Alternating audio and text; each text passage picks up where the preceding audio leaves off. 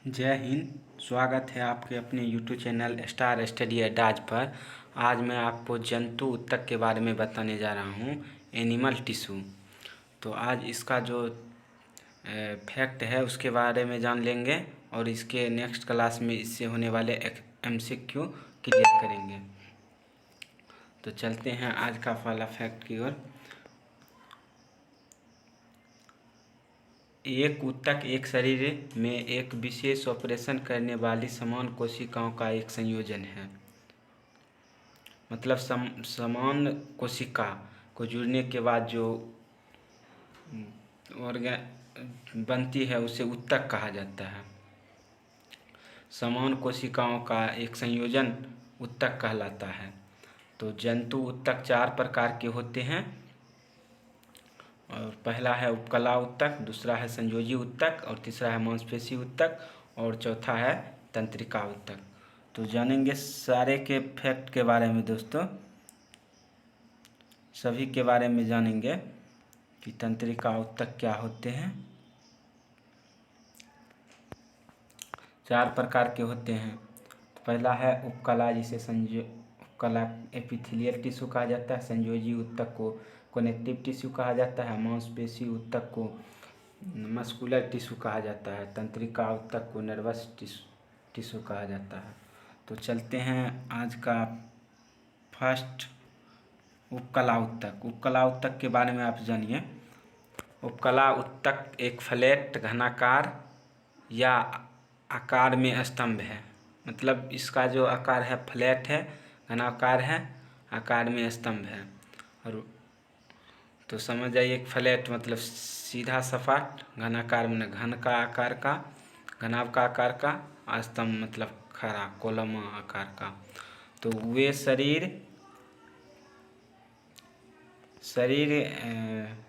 शरीर के सतह क्षेत्र को फैलाते हैं। शरीर के सतह क्षेत्र को अर्थात एपिथेलियम, शरीर के बाहरी भाग त्वचा जो है एपिथेलियम उपकला टिश्यू का बना होता है। तो शरीर के सतह क्षेत्र को तो फैलाएगा ही, और नसों सहित शरीर के विभिन्न गड्ढों और अंदर के अंगों की रेखा बनाते हैं। कुछ उदाहरण जैसे त्वचा की परत, मुंह, नाक, फेफड़े, पेट आदि। तो आई होप समझ गए होंगे। उपकला ऊतक का कार्य। उपकला ऊतक का कार्य शरीर को बाहरी सुरक्षा प्रदान करता है। शरीर को बाहरी सुरक्षा प्रदान करता है उपकला ऊतक का है कि स्किन जो है एपिथेलियल टिश्यू का होता है, उपकला ऊतक का होता है। तो शरीर को बाहरी सुरक्षा प्रदान करता है। आई होप आप समझ गए होंगे, शरीर की बाहरी सुरक्षा को प्रदान करता है। सेकेंड है आंत के मामले में अवशोषण और पोषक तत्व का स्राव करते हैं। तो आंत के मामले में तो इसका मतलब आंत भी एक एपिथेलियल अर्थात उपकला टिश्यू का हिस्सा है, और अवशोषण और पोषक स्राव करता है। स्राव मतलब जितना भी जो सेक्रेशन करेगा वो सब एपिथेलियल टिश्यू का होगा।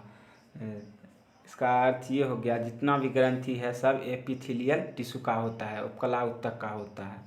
उनके पास तापमान संवेदी जैसी धारण है। तापमान संवेदी जैसी धारण का मतलब ये हुआ दोस्तों कि जैसे त्वचा जो हमारे है एपिथेलियल टिश्यू का है, और एपिथेलियल टिश्यू पर अगर कोई हम गर्म चाकू अगर सटाएंगे या चाकू से काटेंगे तो वह उसे मुझे एहसास होगा। तो ये काम कौन करवा रहे हैं? Epithelial tissue. और एपिथेलियल टिश्यू में कौन सा सिस्टम? तंत्रिका सिस्टम जो हमारे ब्रेन तक पहुंचाती है। तो आई होप आप लोग समझ गए होंगे। संरचना द्वारा उपकला ऊतक के 4 अलग अलग वर्ग होते हैं: पपड़ीदार, स्तरीय, घनाभ और स्तंभ। पपड़ीदार का मतलब समझिए परतों में, जैसे ये परत हो गया। स्तरीय का मतलब हो गया जैसे कोई समान सीक्वेंस में ऐसे ऐसे, ये स्तरीय हो गया। ऐसे ऐसे बहुत एक ही साइज में स्तरीय हो गया। और घनाभ का आकार ये हो गया जैसे दोस्तों, जैसे मान लीजिए ये घनाकार। तो आई होप समझ गए होंगे। स्तंभ का मतलब कॉलमाकार, कॉलम के आकार में, कॉलम ऐसे,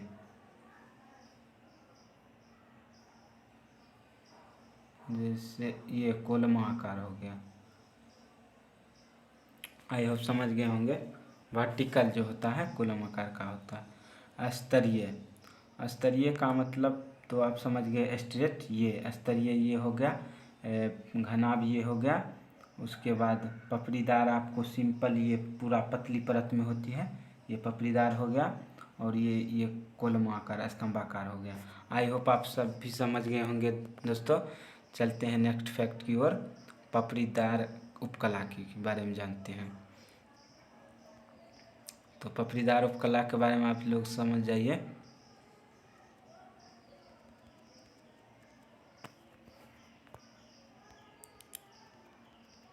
पपड़ीदार उपकला,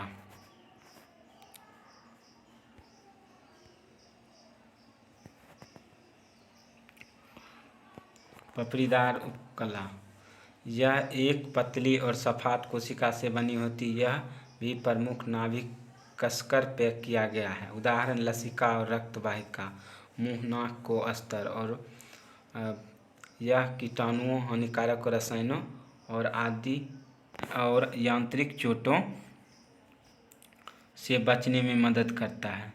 तो आप ये समझिए कि पपड़ीदार, जैसे कि पपड़ीदार क्यों कहा गया है, जैसे मुंह में पपड़ीदार होता है तो मुंह में अगर कोई थोड़ा सा भी चोट लग जाता है तो फूट जाता है, ब्लडिंग होने लगता है। नाक में अगर थोड़ा सा भी चोट लग जाता है तो ब्लडिंग करने लगता है, इसलिए इसे पपड़ीदार ऊतक कहा गया है। तो आई होप आप लोग समझ गए होंगे पपड़ीदार कहाँ होता है। तो मुंह हो गया, लिप पर हो गया, जैसे होंठ पर हो गया, यहाँ पर चोट लगने के बाद ब्लडिंग होने लगता है। नाक पर हो गया, थोड़ा सा भी चोट लग गया ब्लडिंग होने लगेगा। तो इसलिए इसे पपड़ीदार उपकला ऊतक कहा गया है। तो आई होप समझ गए होंगे। चलते हैं नेक्स्ट फैक्ट की ओर, स्तरीय उपकला। तो आप स्तरीय के बारे में जानिए। स्तरीय का मतलब जैसे कि कोई कोशिका, कोई समान कोशिकाएं बहुत संख्या में लगातार रूप में हो, लगातार रूप में हो, मतलब समान संख्या लगातार रूप में कोई कोशिका हो, उसे कहा जाता है स्तरीय उपकला टिश्यू। तो ये टिश्यू इस तरह होगा, लगातार होगा। तो यह एक ही यहाँ भिन्न प्रकार की उपकला कोशिका की संख्या से बनी है। यहाँ पर देखिए लिखा भी है कि बनी है। यह मुख्य रूप से मुंह और कॉर्निया पर स्थित है। जैसे कि आँख हो गया दोस्तों, तो आँख पर इसका जो पतली पतली परत लगातार चढ़ी रहती है। तो यहाँ पर जो हो गया ये स्ट्रेट हो गया। आई होप आप समझ गए होंगे। और ग्रंथियों के पाइपों में पाया जाता है, सॉरी, तो आप समझ गए होंगे स्तरीय उपकला क्या होता है। नेक्स्ट समझिए दोस्तों, देखिए घनावकार। घनावकार के बारे में आपको अब बता दिए। घनाकार, घनाव ऐसे बना लीजिए, इस तरह मान लीजिए,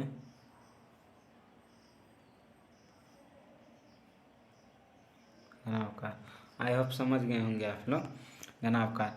तो इसका जो है यह गुर्दे की नलिकाओं के कुछ टुकड़ों में और कुछ ग्रंथियों के पाइपों में पाया जाता है। उदाहरण के लिए लार अंगों, अग्नाशय चैनल, लार अंगों में और अग्नाशय चैनलों में पाया जाता है। तो दोस्तों इसका अंदर से उतना क्वेश्चन नहीं होता है जितना कि आपको पूछेगा, सिर्फ पूछेगा आपको जैसे लार ग्रंथि हो गया, अग्नाशय चैनल किस टिश्यू के बने होते हैं, तो आप लगा सकते हैं उपकला टिश्यू या इंग्लिश में एपिथेलियल टिश्यू। तो इस तरह से आपको डेप्थ में नहीं पूछा जाएगा, आपको सिर्फ पूछा जाएगा उपकला टिश्यू। उपकला टिश्यू को संरचना के आधार पर 4 भाग बांटा गया है। तो आपको 3 भाग बता दिए, चौथा भाग आप देखिए स्तंभाकार उपकला टिश्यू। तो आई होप समझते जा रहे होंगे, क्लियर होता जा रहा होगा आप लोगों को दोस्तों। तो इसलिए चलते हैं स्तंभाकार उपकला टिश्यू की ओर। यह आमतौर पर पेट और आंतों की सतह के अंदर पाया जाता है। यह बेलनाकार ईंट जैसी संरचना होती है जो एक दूसरे के लंबवत होती है। इन कोशिकाओं का आकार आमतौर पर लंबा होता है। दोस्तों समझिए स्तंभाकार। जैसे कि यह स्तंभकार के ईंट जैसी संरचना, जैसे ये हो गया, और वो भी लगातार होता है, ऐसे हो गया ये ईंट जैसी, ये ईंट जैसी, इस तरह की उत्तक होती है स्ट्रेट स्तंभाकार उत्तक, कॉलम आकार का उत्तक होता है, या ईंट जैसी संरचना होती है या बेलन की जैसी।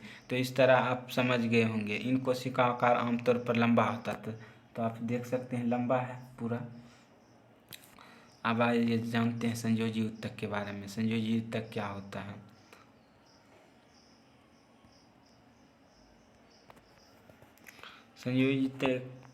संयोजी उत्तक 3 प्रकार के फाइबर सबसे अधिक संयोजी उत्तक कोलेजन जालीदार और लोचदार को मजबूत समर्थन करते हैं। संयोजी उत्तक की मूलभूत व्यवस्था यह है, मैट्रिक्स सेलुलर तत्वों और फाइबर से बना है। तो समझिए, ये सब कोलेजन और लोचदार समर्थन करते हैं। मैट्रिक्स, जैसे मैट्रिक्स ये होता है जैसे कम सेलुलर तत्वों से फाइबर्स में, मतलब अधिक से अधिक तत्वों को जोड़ने का काम करता है, इसे ही मैट्रिक्स कहा जाता है। अधिक से अधिक कोशिकाओं का जोड़ने का काम करता है तो मैट्रिक्स।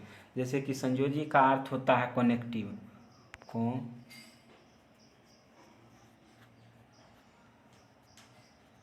कनेक्टिव। तो आई होप समझ गए होंगे कनेक्टिव।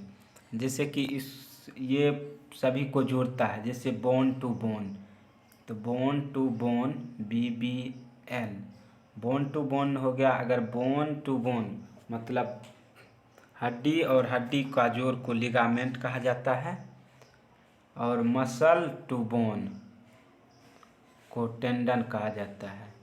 तो आप याद रखिएगा BBL MBT, मोहम्मद बिन तुगलक नहीं समझ जाइएगा, MBT। तो मसल टू बोन टेंडन और BBL bone to bone ligament. तो आई होप समझ गए होंगे। तो ये सब संयोजी उत्तक के ही अंतर्गत आते हैं। जैसे कि उपास्थि उत्तक हो गया, उसके बाद हो जाएगा आपको अस्थि उत्तक। तो उपास्थि उत्तक कार्टिलेज कहा जाता है, अस्थि उत्तक बोन कनेक्टिव टिश्यू। तो आई होप समझ गए होंगे। तो संयोजी उत्तक एक दूसरे को बांधने का मतलब, अब जैसे बोन टू बोन बांधेगा तो उसको लिगामेंट कहा जाएगा। वे अंगों को बांधने या पैक करने में मदद करता है। उपास्थि और हड्डियों को सहायता प्रदान करता है।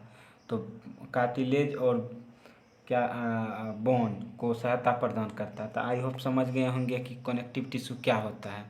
चलते हैं नेक्स्ट फैक्ट की ओर।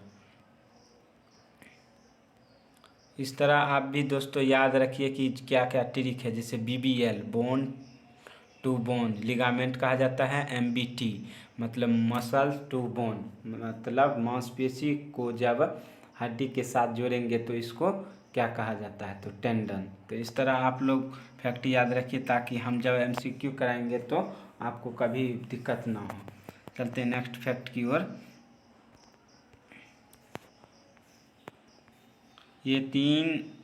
वे तीन उपश्रेणियों में विभाजित है, संयोजी उत्तक, उचित, कंकाल और तरल।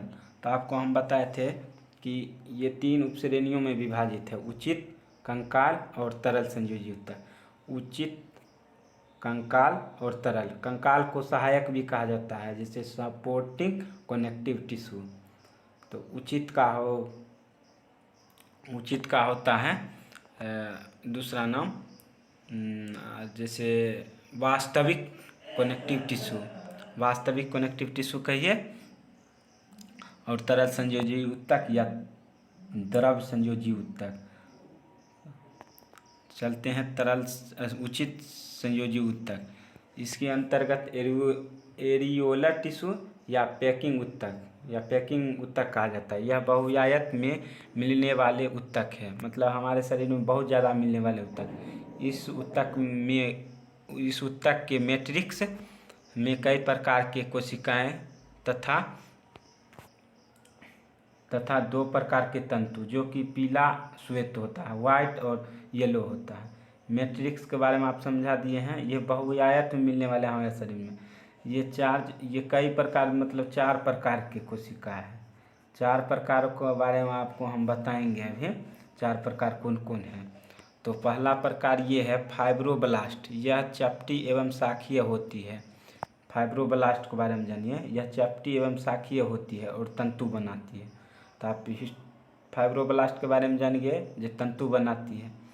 हिस्टोब्लास्ट के बारे में जानिए, जैसे आप 2 प्रकार के तंतु देखें न, श्वेत तंतु और पीला तंतु। हिस्टोसाइट के बारे में समझिए। हिस्टोसाइट इसका दूसरा प्रकार। ये चपटी अनियमित आकार की तथा केंद्रक युक्त होती है और जीवाणुओं का भक्षण करती है। तो यहाँ से आपको क्वेश्चन हो गया, पूछेगा निम्न में से कौन जीवाणुओं का भक्षण करता है। तो ऑप्शन 4 रहेगा फाइब्रोब्लास्ट, हिस्टोसाइट और प्लाज्मा कोशिका और मस्ट कोशिका। तो राइट आंसर होगा मतलब हिस्टोसाइट। तो इस तरह आप भी याद रखिए कि जीवाणुओं का भक्षण कौन करता है, तो हिस्टोसाइट। और प्लाज्मा कोशिका, यह गोलाकार अथवा अंडाकार होती है। यह एंटीबॉडी का निर्माण करते हैं। तो आप समझ जाइए कि एंटीबॉडी का निर्माण कौन करता है, तो प्लाज्मा कोशिका, प्लाज्मा सेल्स, प्लाज्मा सेल्स। तो इस तरह आप फैक्ट को याद रखिए ताकि कभी दिक्कत नहीं हो। तो चलते हैं नेक्स्ट फैक्ट की ओर दोस्तों। आई होप समझ गए होंगे ये उचित संयोजी और एरियोलर के बारे में। आप समझते हैं मोस्ट कोशिका। मोस्ट कोशिका क्या होता है, यह केंद्र युक्त गोलाकार या अंडाकार होती है। यह रुधिर वाहिनी को फैलाने के लिए हिस्टानिन, रुधिर वाहिनी को फैलाने के लिए हिस्टानिन और रुधिर को एंटीकोगुलेशन के लिए हेपेरिन। यहाँ एंटीकोगुलेशन होगा, जमने की जगह एंटीकोगुलेशन,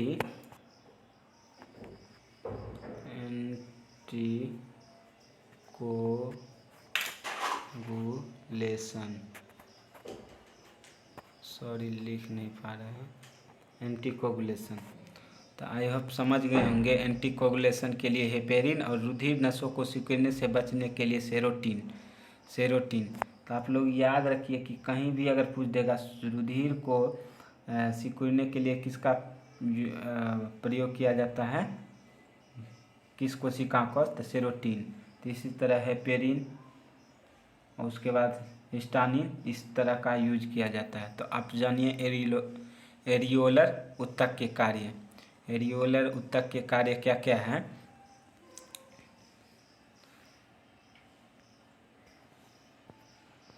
तो एरियोलर ऊतक यह त्वचा एवं मांसपेशियों अथवा 2 मांसपेशियों को जोड़ने का काम करता है। तो आपको हम बता दिए थे, जैसे त्वचा और मांसपेशियों अथवा 2 मांसपेशियों को जोड़ने का काम। तो एम जैसे एरियोलर करता है, जैसे MBT हो गया, मतलब mass to bone, muscular to bone, मांसपेशी टू बोन टेंडन, BBL। इस तरह हम बता रहे हैं, याद रखिए ताकि आपको कभी कन्फ्यूजन हो जाता है कि मांसपेशी को बोन से जोड़ा जाता है तो क्या कहा जाता है। तो दिमाग में आएगा लिगामेंट कहते हैं कि बोन टेंडन कहा जाता है। तो आप ये याद रखिए MBT और BBL, MBT और BBL, इस तरह याद रखिएगा तो कभी दिक्कत नहीं होगा। यह विभिन्न आंतरिक रचनाओं को ढीले रूप से बांधकर उन्हें अपने स्थान पर रखने में मदद करता है। जैसे कि हमारे हाथ की त्वचा हो गया दोस्तों, अगर इसका जो ढीलापन और जैसे कि बुढ़ापा आने में पूरा ढीला होने लगता है, तो यह एरियोलर टिश्यू जो है ना, हमारे शरीर के त्वचा को बांध कर रखने में और ढीले से बांधता है, ज़्यादा कस के नहीं, ताकि हमारे शरीर में थकावट ना हो। तो इसे बांध कर रखता है। तो इसका जो काम है ना, लास्ट एज में ख़त्म होने लगता है तो शरीर के सभी त्वचा हिल जाती है, ढीले हो जाती है। तो आई होप समझ गए होंगे। लिम्फोसाइट का संबंध एंटीबॉडी से, तो आपको प्लाज्मा जो एंटीबॉडी है वहीं पर से इसके लिम्फोसाइट का एंटीबॉडी है। वसा ऊतक का मुख्य कार्य जानिए। वसा ऊतक, इसका मुख्य कार्य वसा को जमाना है और नेत्र गोलक के नीचे पेंडिंग बनाते हैं।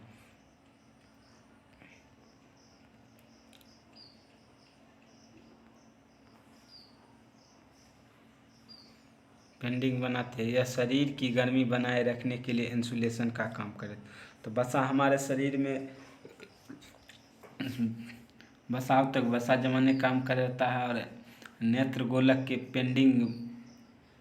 पेंडिंग बनाते हैं। यह शरीर की गर्मी बनाए रखने के लिए इंसुलेशन के रूप में कार्य करते हैं। तो दोस्तों, अगर वसा उत्तक नहीं होगा तो हमारे शरीर के तापमान बनाए रखने के लिए बहुत ऊर्जा की आवश्यकता होती है। तो वही ऊर्जा का काम करती है वसाई उत्तक। मांसपेशी उत्तक शरीर की निर्माण खंड है। इसमें विशेष संकुचन और विश्राम, इसलिए शरीर हिल सकता है। देखिए दोस्तों, विश्राम जैसे कि मांसपेशी उत्तक, यह मांसपेशी उत्तक थक जाती है, इसलिए हिल सकता है। तो इसलिए संकुचन और विश्राम की ज़रूरत होती है। 3 तरह की मांसपेशी होती हैं, धारीदार और अत्यंत और हृदय या हृदय की मांसपेशियाँ। तो आइए समझते हैं धारीदार मांसपेशी।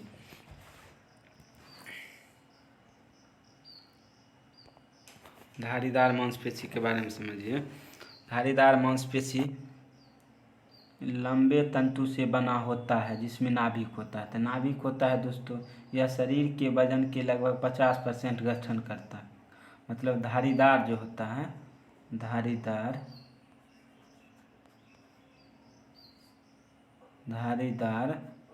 यह 50% हमारे शरीर को निर्माण करता है और बाकी सभी टिश्यू मिलकर करता है। जैसे इसमें पैर, हाथ, गर्दन आदि में धारीदार मांसपेशियां पाई जाती हैं। जबकि हृदय संबंधी मांसपेशियां की मांसपेशियां केवल हृदय दीवारों में पाई जाती है। हृदय का इतना छोटा एरिया है, केवल हृदय में ही पाई जाती है। वह कार्य में अनैच्छिक है। कार्य में अनैच्छिक का मतलब इसे आप रोक नहीं सकते हैं। वे जल्दी थकते नहीं हैं और धारीदार जो है जल्दी थक जाते हैं। तो आज का जो है